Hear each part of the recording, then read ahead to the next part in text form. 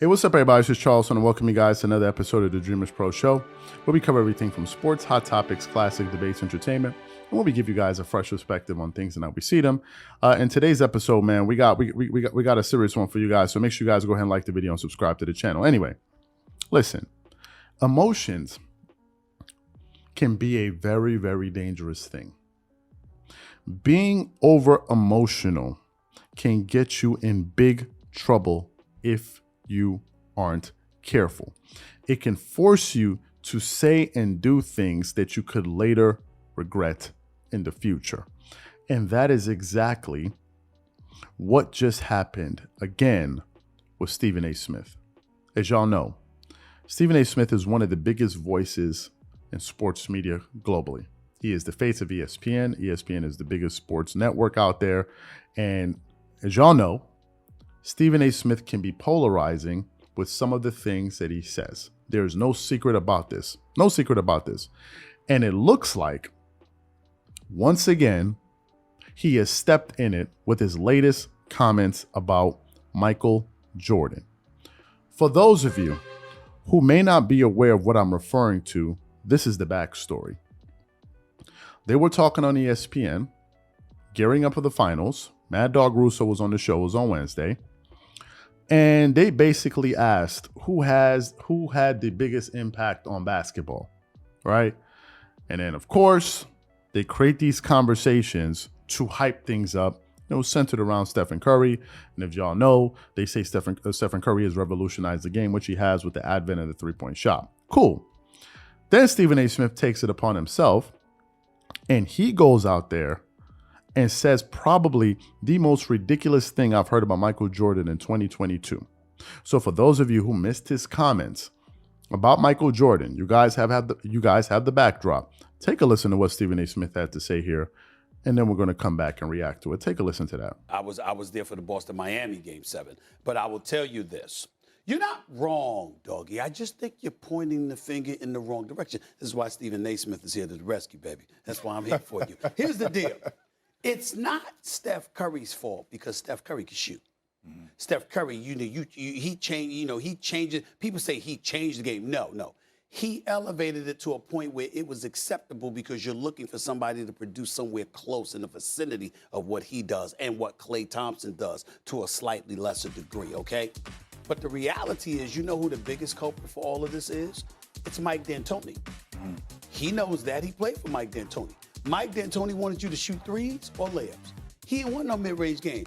He would consider benching you if you took a mid-range shot. Am I lying? Except for me. I mean, I shot a lot of mid-range. Not you. But those guards that you put out there, absolutely. If they launched mid-range shots instead of three, doggy, he didn't like it. Yep. I'm going to tell you something else because you'll appreciate being a historical individual that you are, that Molly so eloquently stated earlier today. Okay, Molly's going to explain it the way it needs to be explained. Okay, but here's the deal. My brother, the guy I love so much, that I believe is the greatest player to have ever played, Michael Jordan, is responsible as much as anybody for changing the game for the worse when you consider you. Stay with me on this. Okay. This is throwing no shade on Michael Jordan, of course. He's the greatest ever in my estimation, number one, all right? But he was so phenomenal that the NBA marketed the individual, the audience gravitated towards the individual, and the game became a bit more individualized because people wanted to be like Mike. Before Mike, you had Bird and Magic. Well, what was Bird and Magic? As great of a shooter as Bird was, as Mr. Clutch as he was, okay? Bird could pass, Bird could rebound, Bird had McHale, he had Parrish, he had Dennis Johnson, he had Gerald Henderson, he had a whole bunch, Danny Ainge and others. They had a team, all right? Blue collar, but team. Well, what was Magic? Magic was Showtime. As phenomenal as Magic was, what was his number one attribute? Passing. So guess what? He inherited Norm Nixon. You had Jamal Wilkes, all right? You had Kareem. All of a sudden, you got Worthy. You go from Norm Nixon to Byron Scott. You still got Michael Cooper. You got Michael Thompson. You had Kurt Rambis. The list goes on and on. And you marveled And think about this. You had guys once upon a time that would grab rebounds and want to dribble. Magic came along, and the first thing you did was grab that rebound. Where's Magic? Was that not the single most idiotic take you have heard about Michael Jordan on live TV in 2022? This man said Jordan had a negative impact on basketball. Listen, there's certain things you just don't say. You could have literally kept that take in your back pocket. I know that little segment where you could have drove some ratings and made some good money. You didn't need that. You didn't need that fistful of money right there. That was a ridiculous thing to say. Wait a minute. The guy that paved the way for NBA players to be earning upward of $30 million a year because of the eyeballs that he brought to the sport. I believe Michael Jordan was the first basketball player to earn $30 million in a year, if I'm not mistaken.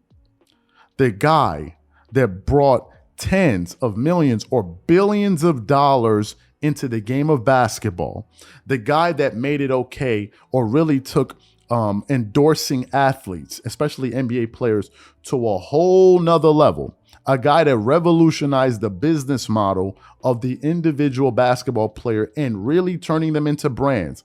Literally, Jordan paved the way for what it is to be a mogul or a tycoon, whatever you want to call it, while being a basketball player. That was Michael Jordan. He laid the blueprint for that. The guy that brought tens of millions of fans into the sport, that's the guy that had the negative impact? The guy that showed you the importance of having a well-rounded basketball game and not just being a one-dimensional player that sits up there and chucks up three-point shots and layups. That guy is the guy that ruined Like, are you freaking kidding me? It's comments like this that make people dislike Stephen A. Smith. It is unnecessary.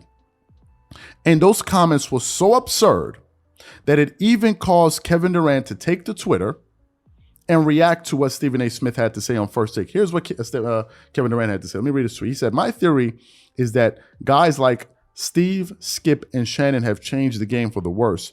Players like Stephen and Michael can only push the game forward." It has gotten to the point where people like Kevin Durant are calling, that is a ridiculous thing to say. Those comments by Stephen A. Smith are a perfect example of the era that we are living in. We are living in the age of the clout chasers. Say, do, wear, whatever it takes to get attention.